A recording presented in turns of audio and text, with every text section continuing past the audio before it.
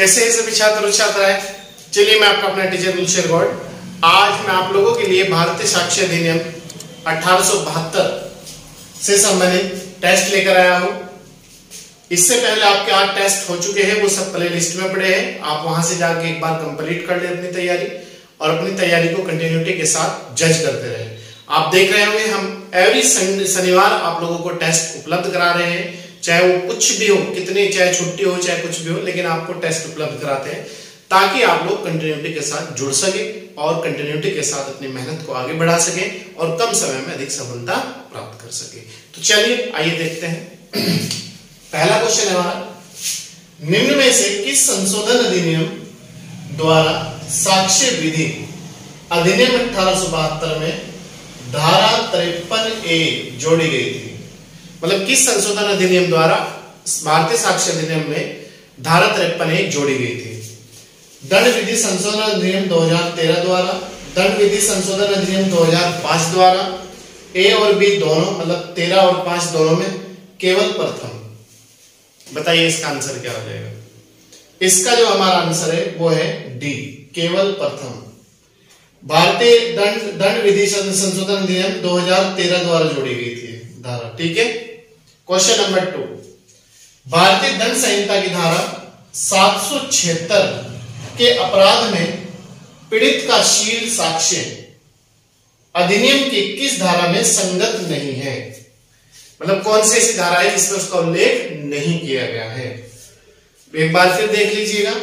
भारतीय दंड संहिता की धारा 376 के अपराध में पीड़ित का शील साक्ष्य अधिनियम की किस धारा में संगत नहीं है? धारा 53 का, 114 का, धारा 53, धारा 119। बताइए। वेरी गुड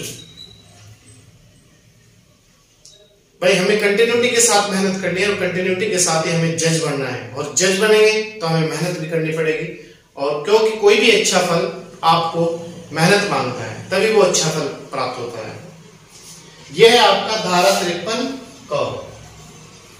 ठीक है, इसमें इसका उल्लेख नहीं है, बाकी में है। नुकसानी पर प्रभाव डालने वाला शील, अगर कोई नुकसान हो गया उस पर इफेक्ट डालने वाला शील भारतीय साक्ष्य अधिनियम 1872 की किस धारा में विवेचना की गई है? किस धारा में विवेचना की गई है? धारा 55, धारा 56, धारा 57, धारा 58। बताइए किस धारा में विवेचना की गई है? यह की गई है आपका धारा 55 में। ठीक है। इसके बाद क्वेश्चन नंबर 4, निम्न में कौन लोक दस्तावेज नहीं है? कौन सा लोक दस्तावेज नहीं है? लोक, आप याद रखना, लोक दस्तावेज नहीं है। गिरफ्तारी का वारंट, आरोप पत्र, शव परीक्षण रिपोर्ट, एक पंजीकृत विक्रय लेख। बताइए कौन सा नहीं है? इसमें जो वो है आपका लोक दस्तावेज नहीं है वो है शव परीक्षण रिपोर्ट। सी आंसर हो जाएगा हमारा। ठीक है। इसके बाद क्वेश्चन नंबर 5, 1872 की निम्न में कौन सी धारा इलेक्ट्रॉनिक करार के बारे में उपधारणा से संबंधित है? कौन सी धारा इलेक्ट्रॉनिक करार के बारे में उपधारणा से संबंधित है? धारा 81 क, धारा 85 ग, धारा 88 क और धारा 85 क। बताइए कौन सी धारा इलेक्ट्रॉनिक करार के बारे में उपधारणा से संबंधित है? याद रखना है। तो इससे संबंधित है धारा 85 क। डी आंसर है हमारा। ठीक है। क्वेश्चन नंबर 6, भारतीय साक्ष्य अधिनियम की निम्न किस धारा में जीवन की उपधारणा, याद रखना, जीवन की उपधारणा उपबंधित है या उल्लेखित है या उल्लेख किया गया है? सब एक ही बात है। धारा 107, धारा 106, 104, 108। तो जीवन की जो उपधारणा है उसका जो उल्लेख किया गया है वो है धारा 107 में। ये आंसर है हमारा। ठीक है। क्वेश्चन नंबर 7, 1872 के अधिनियम की कौन सी धारा कब्जा पूर्व स्वामित्व कब्जा पूर्व स्वामित्व का प्रथम दृष्टया साक्ष्य के सिद्धांत को प्रभाव में लाती है।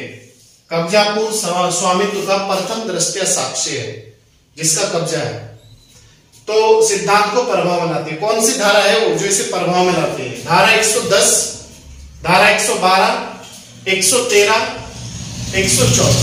बताइए। तो वो धारा है हमारी धारा 110। ठीक है, धारा 110।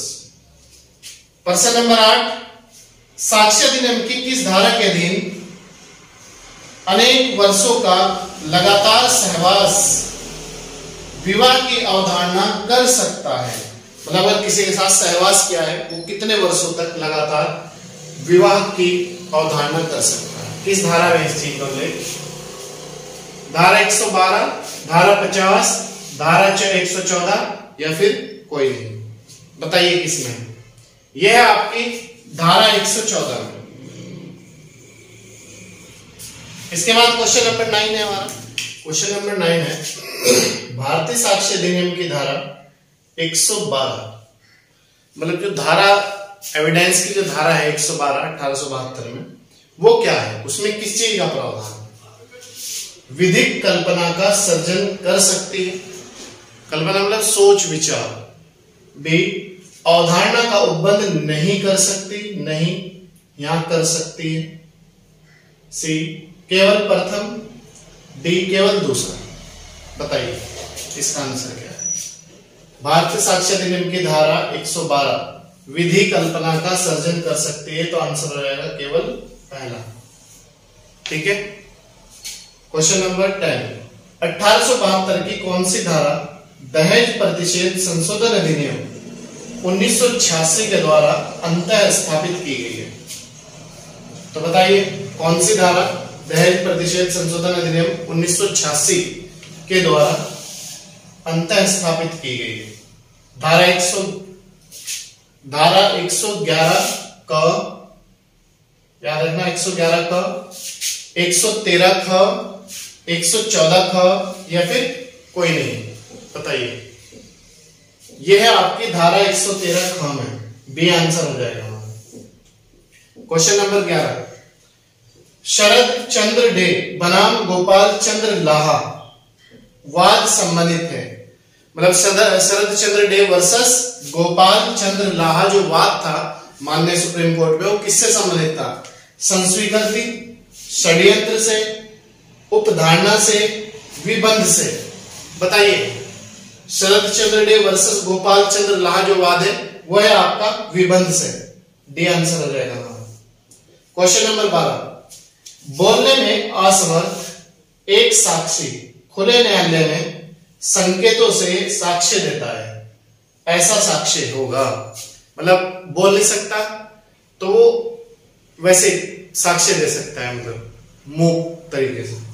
मौखिक साक्ष्य, द्वितीयक साक्ष्य, विशिष्ट साक्ष्य, परिस्थिति जन्य साक्ष्य? बताइए ऐसा साक्ष्य किसके अंतर्गत आता है? ऐसा जो साक्ष्य होगा वो होगा आपका मौखिक साक्ष्य। ये आंसर हो जाएगा वहां। क्वेश्चन नंबर 13, 1872 की कौन सी धारा यह उपबंध करती है कि किसी मामले में किसी तथ्य को साबित करने के लिए साक्ष्यों की कोई विशिष्ट संख्या अपेक्षित नहीं है? मतलब कोई फिक्स नहीं है साक्ष्य कितने लोग दे सके। धारा 135, धारा 134, धारा 136, धारा 132? बताइए 1872 की कौन सी धारा यह उपबंध करती है कि किसी मामले में किसी तथ्य को साबित करने के लिए साक्ष्यों की कोई विशिष्ट संख्या अपेक्षित नहीं? ये नहीं है कि एक ही साक्षी होगा, दो होगा, तीन, कितने भी हो सकते हैं। तो ये है आपका धारा 134 में। क्वेश्चन नंबर 114, भारतीय साक्ष्य अधिनियम 1872 में किसी धारा के अधीन एक पक्षकार अपने ही साक्षी से प्रश्न पूछ सकता है? अपने ही साक्षी से प्रश्न पूछ सकता है। धारा 156, धारा 158, धारा 154? बताइए किसमें है? तो ये हो जाएगा हमारा सी आंसर, धारा 154। क्वेश्चन नंबर 15, भारतीय साक्ष्य अधिनियम 1872 की किस धारा में स्मृति ताजा करने से संबंधित प्रावधान है? धारा 141 में, धारा 149 में, धारा 159 में। बताइए स्मृति ताजा करने से संबंधित जो प्रावधान है वो किसमें है? वो है आपका धारा 159 में। सी आंसर हो जाएगा हमारा। Question number 16। भारतीय साक्ष्य अधिनियम 1872 के अधीन तथ्य की उपधारणा। भारतीय साक्ष्य अधिनियम 1872 के अधीन तथ्य की उपधारणा।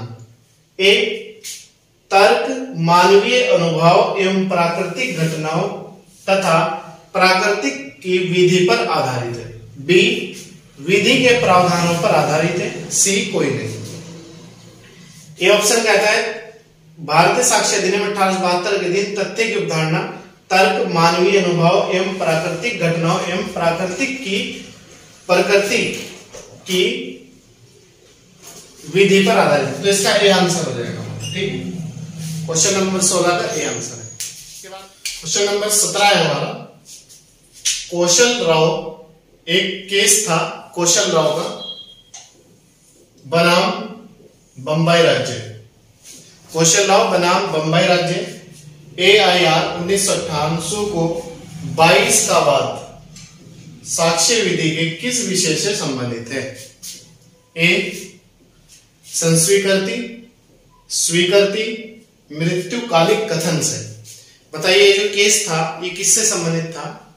ये केस जो है आपका मृत्युकालिक कथन से संबंधित था। कौन सा? कौशल राव बनाम पंजाब बंबई राज्य।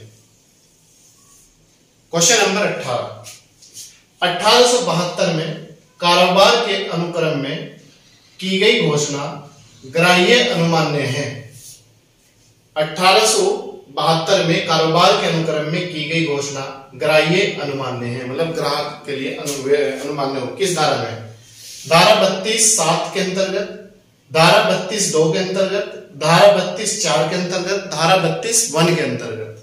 तो बताइए 1872 में कारोबार के अनुक्रम में की गई घोषणा ग्राह्य अनुमान्य होगी, ग्राहक के लिए वैल्यूएबल होगी। यह है आपकी धारा 32(2) में। Question number 19। भारतीय साक्ष्य अधिनियम 1872 की धारा 41 में निम्न में से किस प्रकार की अधिकारिता का उल्लेख नहीं है? 1872 में किस प्रकार की अधिकारिता का उल्लेख नहीं है? प्रोबेट विषय, नावधिकरण विषय, दिवाला विषय, विषय मतलब विषय, राजस्व विषय। तो बताइए भारतीय साक्ष्य अधिनियम 1872 की धारा 41 में, 41 याद रखना, निम्न में से किस प्रकार की अधिकारिता का उल्लेख नहीं है? तो इसमें जो है राजस्व से संबंधित जो विषय है उसका उल्लेख नहीं है, बाकी इसका भी है, इसका भी है और इसका भी है। ठीक है। Question number 20। 1872 के अनुसार जिस तथ्य की न्यायालय न्यायिक अवेक्षा करेगा, अवेक्षा मतलब जांच, उसे साबित करना आवश्यक नहीं है, उसे साबित करना आवश्यक है, उसे साबित करना अच्छा है। डी, कोई नहीं, नन ऑफ दिस। बताइए क्या है? 72 के अनुसार, भारतीय साक्ष्य अधिनियम 1872 के अनुसार जिस तथ्य की न्यायालय न्यायिक अवेक्षा करेगा तो उसे साबित करना आवश्यक नहीं है। आंसर हो जाएगा उसे साबित करना आवश्यक नहीं। तो हमारा इसमें आंसर है ए। ठीक है।